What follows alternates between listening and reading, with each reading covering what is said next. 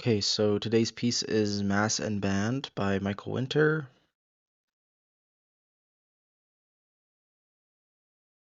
It's somewhat conventionally notated, um, but it has a unique tuning.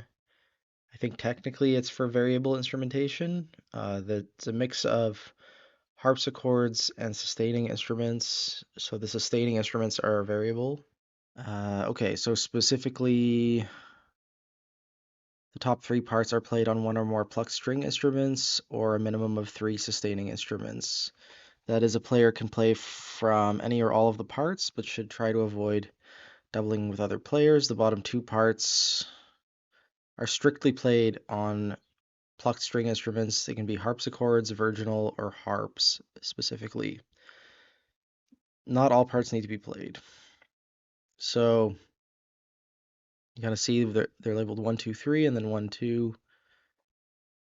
I'm assuming it could be any number of staves could be read. The top three instruments really could be any instrument. The bottom two could be harpsichords, most likely. And then a normal note head indicates the onset of a tone.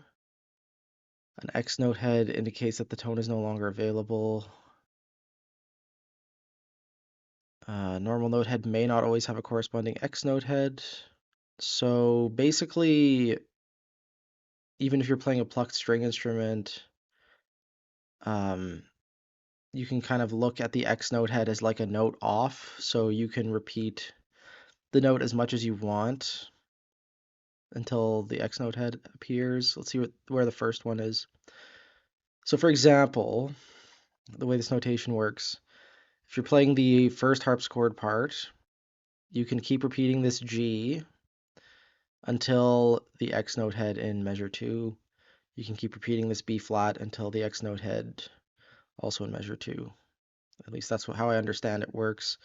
Now, I don't really understand why there's also rests, or what the significance of the rests is with this notation, but there you go. Yeah, onsets of notes have to be played accurately, but I guess it's more loose what happens after that. And then the sustaining instruments, they actually hold their note from the normal note head until the X note head. So it's just a really weird way of notating durations, because like there's all these rests here, but technically the top sustaining instrument is supposed to hold this F until the F in measure 3. It should be played at 72 beats per minute. Not a lot of dynamic contrast between the parts, so they should all be playing kind of like mezzo piano. The top three parts are limited to octave equivalents of the 8th through 16th partials of a low fundamental. The two plucked string instruments, which you can consider harpsichords, most likely are retuned differently across all octaves. If any of these parts are played on harp, the harpist should choose a pedal setting, tune the available notes accordingly, and disregard notes not within the pedal setting. Or you could distribute the notes of one of these virginal harpsichord parts over multiple harps, which would be more ideal. So if you don't know, the reason why Michael is making this distinction is like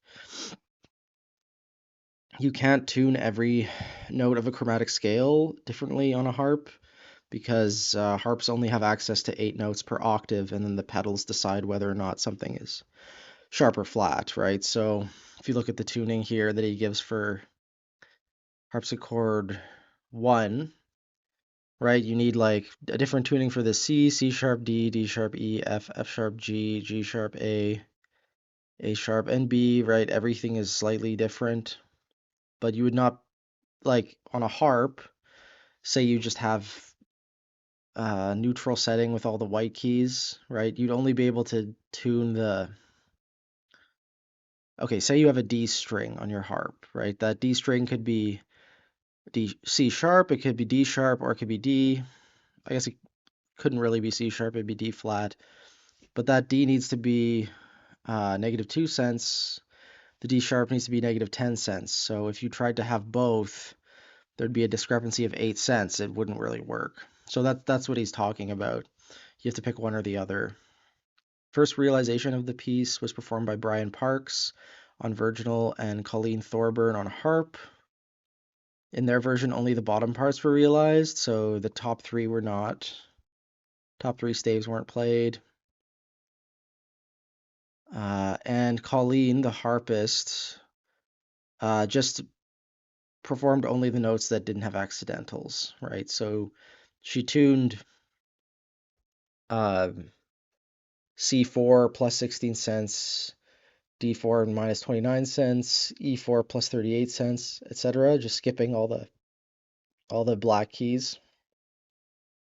And then when she read her part, she would read the C and D at the beginning, but ignore the E flat and the B flat, and then keep going. Okay, then there's a general note about realizing the piece. The piece should never feel fragile, and the sustaining instruments, if there are any, should not be amplified, as the sound between every instrument needs to sound unified. It's supposed to sound like one big massive sound. So it's like kind of ill-advised to use sustaining instruments, but I guess there's a way you could do it. And yeah, that first performance was in 2011, if that helps. So yeah, here's your tunings. They're accurate to the cent. He also gives pure ratios. So that is to say, like, uh, the low A for the sustaining instruments, it has a ratio of 1, so that's the fundamental. And then if you go to partial 3, that would be the E up here, which is plus 2 cents, as you would expect. And then the fifth partial is that C sharp, which is minus 14 cents, right? So these are deviations from equal temperament that are given here. And then, so it's like a mix of um, like whole number ratios and also these fractions of whole numbers. So like if you go to the 15th partial and move it down an octave, you get this G sharp minus 12 cents. If you send it down a couple other octaves, right, you get this G sharp minus 12 cents. So you get the idea. It's like pretty much just partials of a harmonic series that are thrown up and down different octaves or half of an octave. It seems like the virginals and harpsichords have more diverse ratios. Like you get 77/10 here and weird stuff like that. 99/16. I'm not sure where these come from, these ratios. 125/8. 117/16. But the sustaining instrument ones seem very simple. So that's interesting. So this piece is dedicated to Abby Sher. Abby Sher grew up in LA, did a master's degree in linguistics at UCLA and her bachelor's in French literature. And she works as a clinical linguist at the Neuropsychiatric Institute at UCLA, diagnosing people with elective mutism, according to the DSM manual. And she's done a lot of other work, like creative things. She's also active on several boards for social justice, homelessness, and she's involved with music organizations such as the Parch Ensemble. I think that's a definite connection. Michael Winter's music is very indebted to Parch's exploration of just intonation, and definitely, he's taking advantage of that scene in LA that Parch helped establish, of specifically experimental music with just intonation. And then the two performers here, see if I can find anything about them. Okay, harpsichordist Brian Parks, fellow of the American Guild of Organists, regularly presents algorithmic compositions in Germany. Uh, so an interest in algorithmic composition, of which this is one, the one we're looking at today. Co-director of Quadratum, an ensemble of auditioned youth that strives to teach comprehensive self-sufficiency through rigorous musicking, community service projects, and adventurous expeditions. For the last 10 years, he's been organist and associate director of music at Marietta First United Methodist Church. He's taught music performance in schools such as the Montessori School, music history, theory, Ghanaian drumming, and harpsichord at Wesleyan University and Naugatuck Valley Community College. And he maintains an organ slash harpsichord studio as well as a composition studio. Studied with Tom Johnson, composition. Also Alvin Lucier, Anthony Braxton, Ron Quivila, and Marty Epstein, interestingly. So yeah, interesting guy. The harpist, Colleen Thorburn. I guess this is the Colleen Thorburn, I'm assuming, based in Arkansas now. I guess teaching at the University of Central Arkansas. Not sure how she ended up in LA working with Michael Winter though, because it says here worked with the Eastern Connecticut Symphony Orchestra, then relocated to Arkansas. Has played Hina Starr's harp concerto, which we've talked about on the channel before, not in a dedicated episode, but we've come across it. She also taught harp and musicianship courses at VCU, Virginia Commonwealth University, and then all her other appointments seem to be in either Virginia or Connecticut. Yeah, I'm like 95% sure this is the person who performed this piece. Again, I don't see much of a connection to Los Angeles, but yeah, I can't imagine there's a lot of harpists named Colleen Thorburn. Um, so yeah, interesting premiere.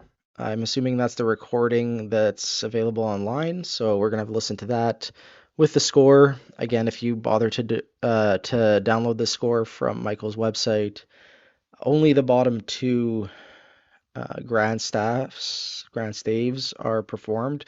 The top three staves are not performed in this particular recording.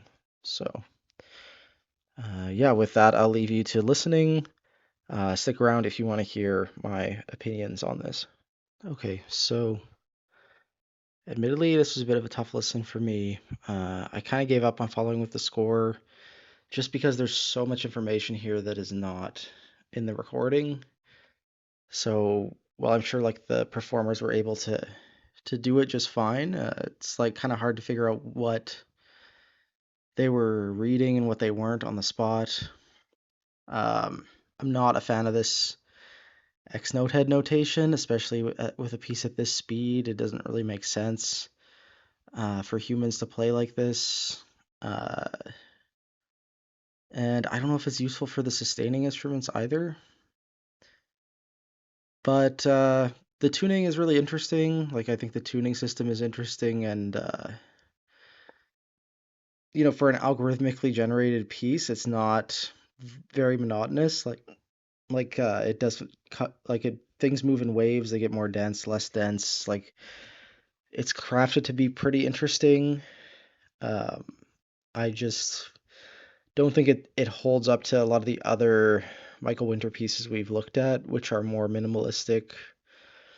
Um, but yeah, just taking the time to tune a harp and a harpsichord like this is pretty interesting and totally transforms the sound of the instruments.